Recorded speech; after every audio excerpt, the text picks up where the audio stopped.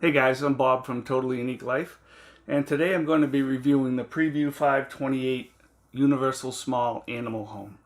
I call it a hamster cage because I have a Syrian hamster.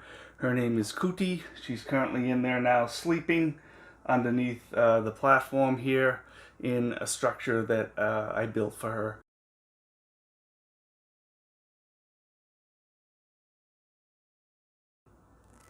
I've owned this small animal home for over a year now. I bought it back in February of 2020. It's currently April of 2021. So I have roughly a year and 2 months experience using this, cleaning it, building different things for the cage. And I can tell you right now that I really like the cage.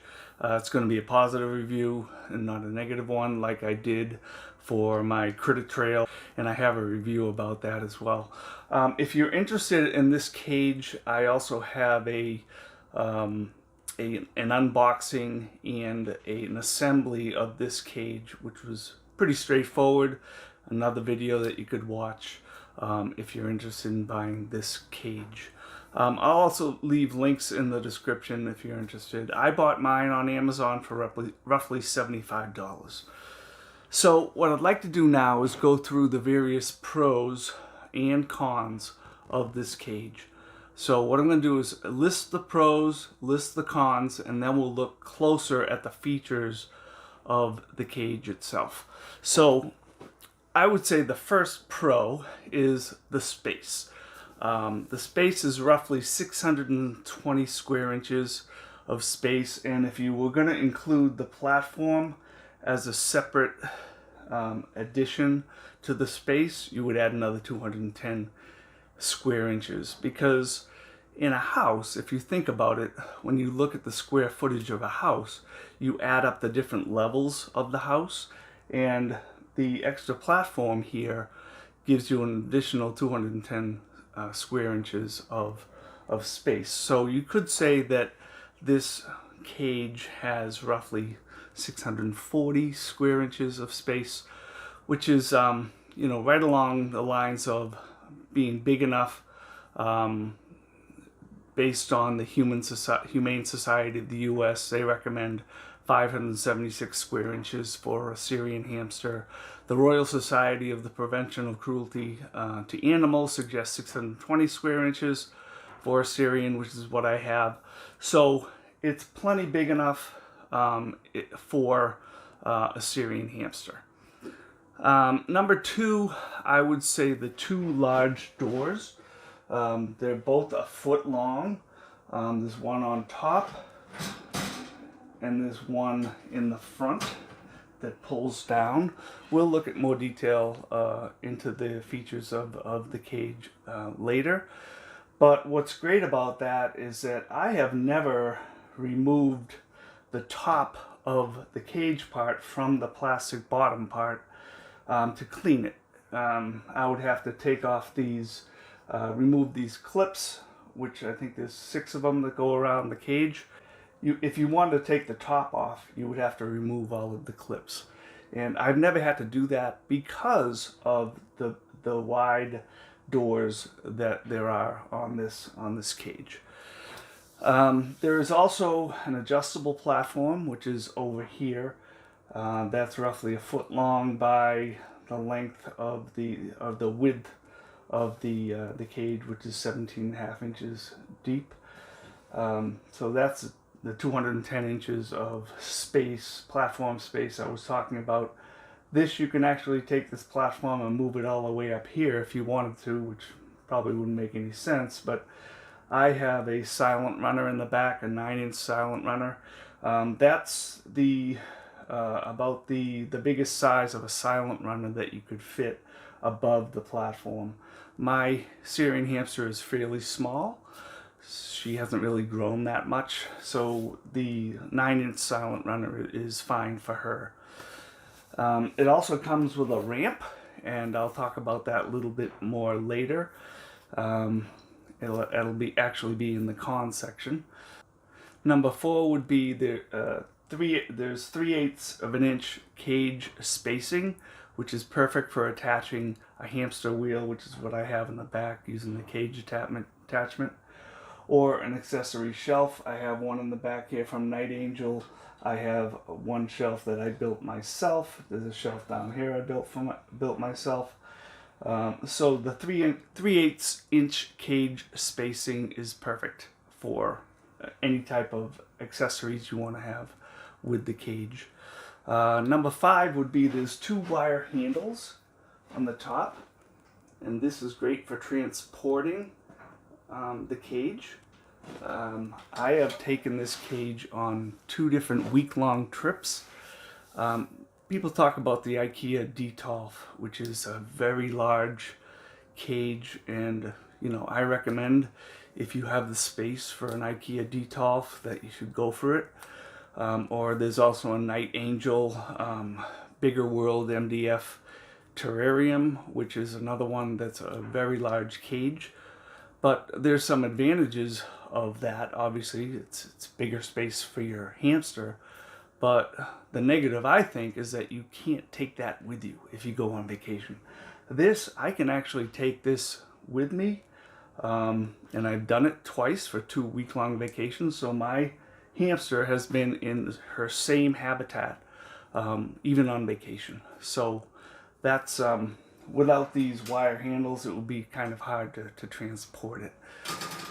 There's number 6 would be there's 6 inches of deep hard plastic at the bottom, so you can add plenty of bedding. And I buy a lot of bedding for my hamster. I try to get the best deal I can, and I basically fill it up almost completely to the top of the 6 inches, so she has plenty of bedding to dig into, because that's their natural habitat, is to dig.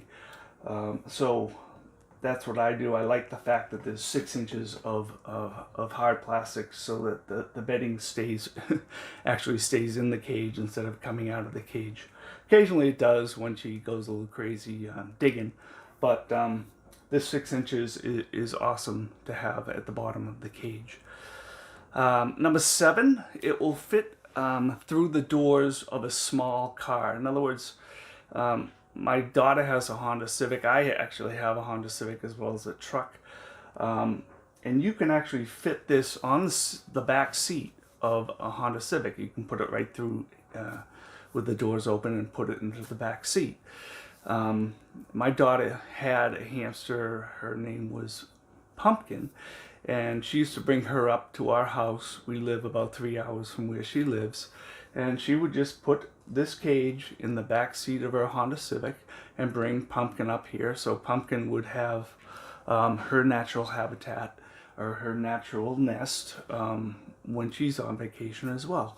So just the fact that it's not too big, and it's big enough, but it will fit in the back of a small car, which I think is a very positive feature of this cage.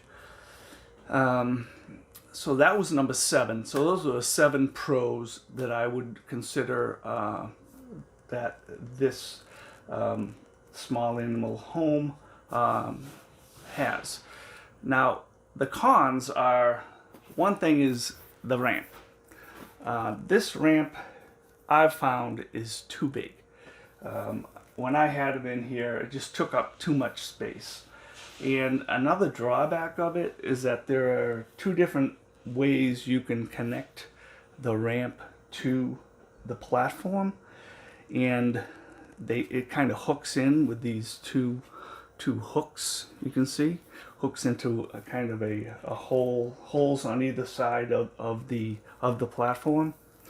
And the thing is, though, when you have this in place, you literally have to remove the platform to move it if you wanted to, because you can't just take it right out. You have to actually tilt the platform up and then take off the ramp.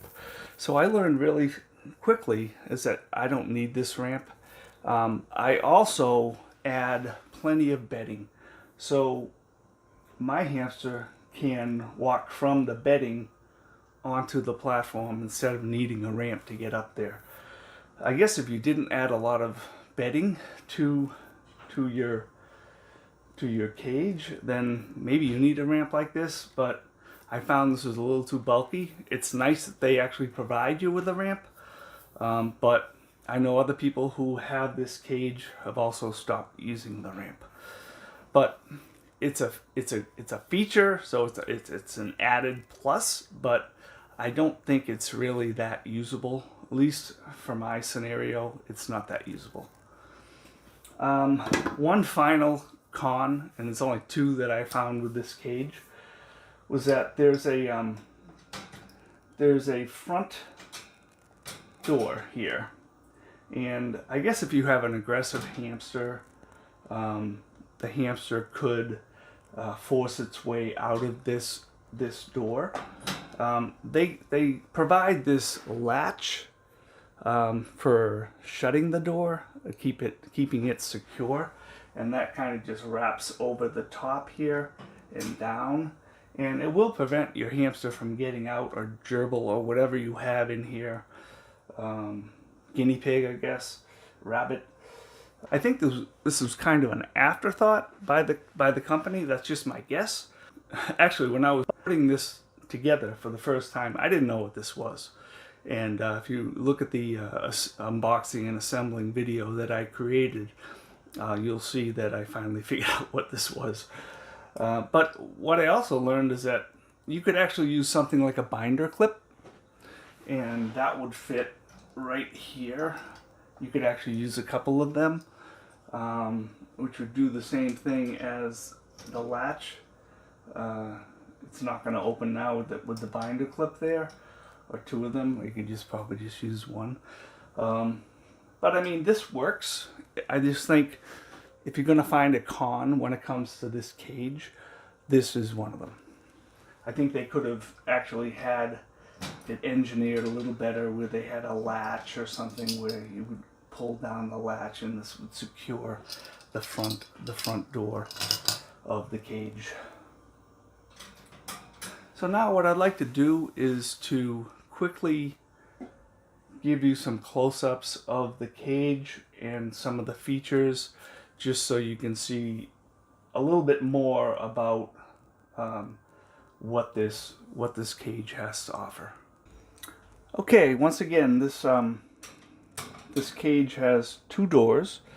This is the front door, and it's exactly a foot wide, and I think it's actually a foot north to south as well. So it's a 1 foot by 1 foot here, and it's also the same thing up here. So this is a huge benefit for when you have to clean the cage. I have never removed the top of this because I never had to replace the bedding and to actually clean up the plastic on the inside. So this is a huge benefit, these two doors. The platform is over here. It is roughly a foot wide by 17.5 inches deep.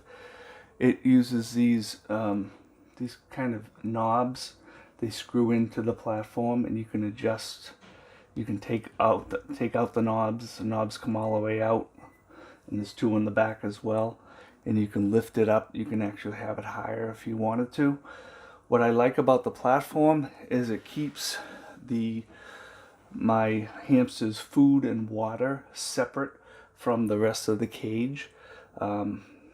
What I've seen in some other people's cages is that they have the food and water kind of in the area where the hamster spends a lot of their time, so it could flip over. It's not a stable surface, so I think this is good to have a separate area just for the food and water, and for the hamster to come up and get nourished when it needs to during the day. It also works out perfectly as well having the platform for the silent runner, because you can walk in right from the platform into the silent runner, which is really nice. I tend to create a lot of these wooden structures within the cage myself. I like to do a little bit of woodworking. So I created a kind of a sandbox for her. This is where her sand is. I had one that was a little bigger, but it just took up so much space, so I actually cut it down. I put this in front because she was digging so much it was just shooting out the sand, so this prevents the sand from coming out. I use these little bridges that I purchased online to get from one section to another.